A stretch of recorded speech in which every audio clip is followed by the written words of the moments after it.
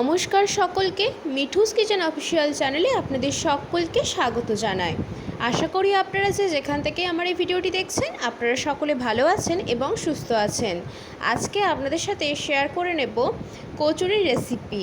অনেক রকম কচুরি তো আমরা খেয়েছি, আজকে আপনাদের সাথে বেশ নতুনত্ব ধরনের একটি কচুরির রেসিপি শেয়ার করব, ডিমের কচুরি, যা খেতে ভীষণ লোভনীয় হয়। বাড়িতে অবশ্যই করে একবার ট্রাই করে দেখতে পারেন। তাহলে চলুন রেসিপিটি শুরু করা যাক। তার জন্য প্রথমে এখানে আমরা ময়দার ডোটাকে বানিয়ে নেব।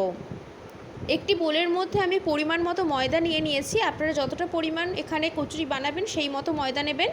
তার মধ্যে দিয়েছি খানিকটা পরিমাণ জোয়ান এবং খানিকটা পরিমাণ দিয়েছি কালো জিরে। অতি অবশ্যই করে কালো জিরে এবং জোয়ানটা দেবেন, ফ্লেভারটা ভীষণ ভালো আসে। তারপরে পরিমাণ মতো নুন এবং বেশ খানিকটা পরিমাণ রিফাইন অয়েল দিয়ে খুব ভালো করে কিন্তু শুকনো উপকরণগুলোকে মিশিয়ে নিতে হবে।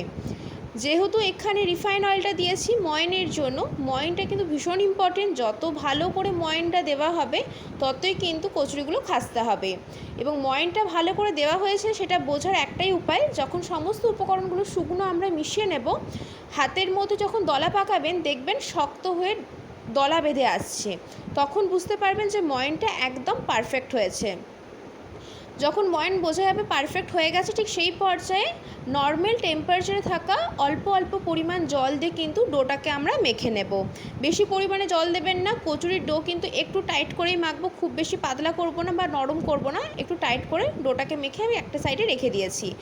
এরপর আমি এখানে কচুরির জন্য পুরটা বানিয়ে নিচ্ছি। তার জন্য কড়াইয়ের মধ্যে দিয়েছি বেশ খানিকটা পরিমাণ রিফাইন অয়েল। তেলটা ভালো করে গরম হয়ে আসলে এর মধ্যে দিয়ে দিয়েছি বেশ খানিকটা পরিমাণ গ্রেট করে রাখা রসুন। এখানে প্রায় 10 থেকে 12 কোয়া রসুন আমি গ্রেট করে ব্যবহার করেছি।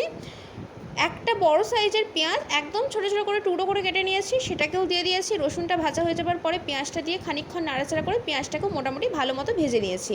তারপরে এর মধ্যে দিয়েছি বেশ খানিকটা পরিমাণ গ্রেট করে রাখা আদা এবং 4 থেকে 5টা কোচানো কাঁচা লঙ্কা। ঝালটা যে যেমন খেতে পছন্দ করবেন সেই মতো কিন্তু এখানে দেবেন। তারপর সমস্ত উপকরণ খুব ভালো করে কিন্তু এখানে আমি ভাজা ভাজা করে নিয়েছি। তারপরে এর মধ্যে দিয়ে দেব গুঁড়ো মশলা। প্রথমেই দিয়েছি আমি পরিমাণ মতো নুন, সামান্য পরিমাণ দিয়েছি এখানে আমি হলুদের গুঁড়ো, সামান্য পরিমাণ এখানে আমি দিয়েছি ধনের গুঁড়ো, সামান্য পরিমাণ জিরের গুঁড়ো এবং সুন্দর একটা কালারের জন্য দিয়েছি কাশ্মীরি লঙ্কার গুঁড়ো। ঝালটা কিন্তু পুরোপুরি কাঁচা লঙ্কাতেই আমি এখানে রাখছি। আপনারা চাইলে গুঁড়ো লঙ্কা ব্যবহার করতে পারেন বা গোলমরিচের গুঁড়োও দিতে পারেন, ঝাল যদি বেশি খেতে পছন্দ করেন। তারপরে মশলার সাথে খুব ভালো করে কিন্তু পেঁয়াজ, আদা, রসুন, কাঁচা লঙ্কা ভালো করে কষিয়ে নিচ্ছি। আগে থাকতেই কিন্তু আমি এখানে 2টো ডিম সেদ্ধ করে খোসা ছাড়িয়ে নিয়েছিলাম, খোলাটা ছাড়িয়ে রেখে দিয়েছিলাম। তারপর এই ডিমটাকে এইভাবে গ্রেটারের সাহায্যে গ্রেট করে নিচ্ছি। এইভাবে গ্রেটারের সাহায্যে গ্রেট করে নিলে কি হয়, ডিমটার কোনোভাবে কিন্তু দলাভাব থাকে না বা কোনো শক্ত অংশ থাকে না। এইভাবে গ্রেটারের সাহায্যে গ্রেট করলে কচুরির ভেতরে পুরটা ভরতেও আমাদের খুব সুবিধা হবে এবং খুব ইজি একটা প্রসেস। ডিমের কচুরি ছোটো থেকে বড় সকলেরই পছন্দ হবে, বাড়িতে অবশ্যই করে ট্রাই করে দেখতে পারেন। এই বৃষ্টিমুখর ওয়েদারে সন্ধ্যেতে যদি এরকম গরম গরম ডিমের কচুরি আর কষা আলুর দম থাকে, আর কোনো কিছুর প্রয়োজন হবে না, ভীষণ ভালো লাগে খেতে। বাড়িতে অবশ্যই করে ট্রাই করে দেখবেন। যারা বাড়িতে বানিয়েছেন তারা তো জানেন কতটা টেস্টি খেতে হয়, আর যারা বানাননি তারা একবার হলেও আমার এই রেসিপিটি ফলো করে দেখতে পারেন। কথা দিচ্ছি আপনাদের ভীষণ ভালো লাগবে। খুব ভালো করে কিন্তু ডিমটা দিয়ে কষিয়ে নিয়েছি মশলার সাথে। এরপরে আমি এখানে বড় চামচে 2 চামচ দিয়েছি ছোলার ছাতু। এখানে আপনারা ছোলার ছাতুর পরিবর্তে বেসনও দিতে পারেন। এখানে আমি ছোলার ছাতুটা দিয়েছি শুধুমাত্র একটাই জন্য, যাতে বাইন্ডিংটা ভালো মতো হয়, সেই জন্যই কিন্তু এখানে আমি ছোলার ছাতু বড় চামচে 2 চামচ দিয়েছি। আপনারা যদি ছোলার ছাতু না দিতে চান সেই ক্ষেত্রে বেসন এখানে দিতে পারেন। খুব ভালো করে ছোলা ছাতুটা দেওয়ার পরে ভালো করে একটু নাড়াচাড়া করে নেব, যাতে করে খুব সুন্দর মতো ছাতুটা ভাজা হয়ে যায় ডিমের সাথে। এরপরে বেশ খানিকটা পরিমাণ দিয়েছি কোচানো ধনেপাতা, ফ্লেভারটা ভীষণ ভালো আসে ধনেপাতা দিলে, তার জন্য বেশ খানিকটা পরিমাণ ধনেপাতা দিয়ে খুব সুন্দর করে কিন্তু পুরটাকে একদম আমরা রেডি করে নিয়েছি। পুরটা দেখে আশা করি আপনারা বুঝতে পারছেন ভীষণ সুন্দর ঝরঝরে হয়েছে পুরটা। ঠিক এই পর্যায়ে পুরটা কিন্তু একদম আমাদের রেডি হয়ে গিয়েছে, এর থেকে বেশি ভাজবার কিন্তু কোনো প্রয়োজন নেই। তার জন্য এখানে আমি একটি পাত্রের মধ্যে পুরটাকে তুলে একটা সাইডে রেখে দিচ্ছি, যাতে করে পুরটা খুব ভালো মতো ঠান্ডা হয়ে যায়।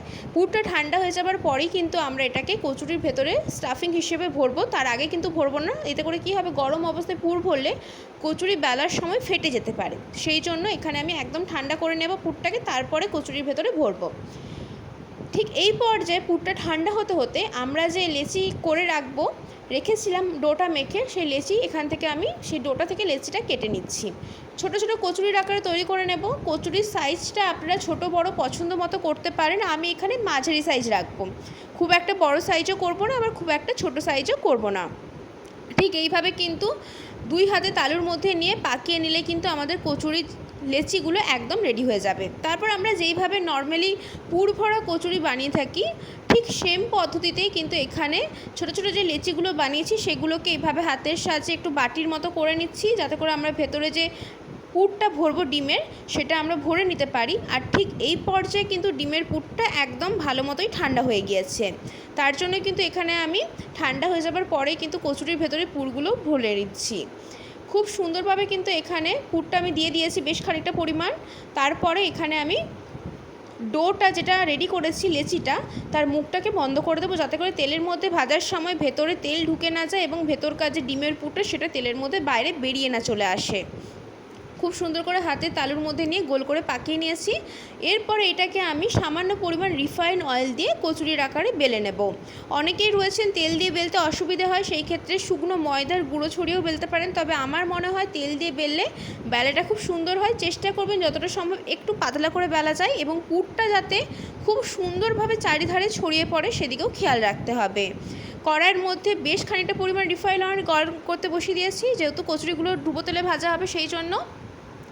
তেলটা যখন খুব ভালো করে ধোঁয়া ওঠা পর্যন্ত গরম হয়ে যাবে, ঠিক সেই পর্যায়ে গ্যাসের ফ্লেমটা মিডিয়াম টু হাইতে রেখে কচুরিগুলো দিয়ে দিচ্ছি। একটা একটা করে কচুরি দিয়ে দেবো। দিয়ে দেওয়ার পরে খানিকক্ষণ অপেক্ষা করতে হবে। যখন দেখবেন কচুরিগুলো একটা দিক ভালো মতো ভাজা হয়ে গিয়েছে এবং কালারটা কিন্তু একটা দিকে চেঞ্জ হয়ে গিয়েছে এবং কচুরিগুলো একটা দিক ভাজা হয়ে গেলে আপনা হতেই কিন্তু তেলের ওপরে ভেসে উঠবে খানিকটা পরিমাণ, ঠিক তখনই অপর দিকটা পাল্টে দেবো।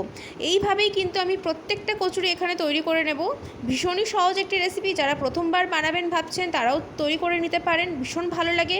শুধুই খাওয়া হয়েছে যেহেতু ডিমের পুর রয়েছে, কিন্তু আমি এখানে মশলাদার আলুর দমের সাথে সার্ভ করেছিলাম। বাড়িতে অবশ্যই করে একবার বানিয়ে দেখতে পারেন। সকালের জলখাবারে বলুন কিংবা রাতের খাবারে কিংবা সন্ধ্যেতে মুখরোচক কিছু যদি এইভাবে পাওয়া যায় মাঝে মধ্যে, তাহলে কিন্তু বেশ ভালো হয়। তারপরে বাকি কচুরিগুলোও কিন্তু আমি এখানে সেম পদ্ধতিতে ভেজে নেব। গ্যাসের ফ্লেমটা মিডিয়াম টু হাইতে রাখবেন, একদম লোতে রাখবেন না, তাহলে কচুরিগুলো কিন্তু ভালো মতো ভাজা হবে না। মিডিয়াম টু হাই ফ্লেমে রেখে খানিকক্ষণ সময় দেবেন একটা দিক ভাজা হওয়ার জন্য। যখন একটা দিকের কালার একটু চেঞ্জ হয়ে যাবে, ঠিক সেই পর্যায়ে অপর দিকটা পাল্টে দেব। এইভাবে প্রত্যেকটা কচুরি কিন্তু আমি এখানে ভেজে নিয়েছি। দেখতে যত না লোভনীয় হয়েছে, খেতে কিন্তু ভীষণ লোভনীয় হয়েছিল। আর কচুরিগুলো আমি একটু লালচে করে ভাজাই পছন্দ করি। আপনারা যদি একটু সাদাতে ভাব রাখতে চান সেই ক্ষেত্রে কম ভাজতে পারেন। আজকের রেসিপি আপনাদের কেমন লাগলো অতি অবশ্যই করে কমেন্ট করে জানাবেন। যদি ভালো লেগে থাকে তাহলে অবশ্যই করে আমার চ্যানেলটিকে সাবস্ক্রাইব করে দেবেন। লাইক শেয়ার কমেন্ট করতে ভুলবেন না। আর যদি এরকম নিত্য নতুন রেসিপি পেতে চান তাহলে অবশ্যই করে আমার চ্যানেলটিকে সাবস্ক্রাইব করে দিয়ে আমার চ্যানেলের পাশে থাকার অনুরোধ রইল। এখানে আপনাদের সুবিধার্থে আমি কিন্তু বেশ খানিকগুলো কচুরি এখানে আপনাদেরকে ভেজে দেখিয়ে দিয়েছি। প্রত্যেকটা কচুরি ঠিক একই পদ্ধতিতে ভেজে নিয়েছি। আর কচুরিগুলো বাইরে থেকে দেখেই আশা করি বুঝতে পারছেন যে কচুরির ভেতরকার যে পুরটা রয়েছে সেটা কিন্তু চারিদিকেই ছড়িয়ে পড়েছে। রেসিপি কেমন লাগলো কমেন্ট করে জানাতে কিন্তু একদমই ভুলবেন না। আজকের মতো এখানেই শেষ করছি।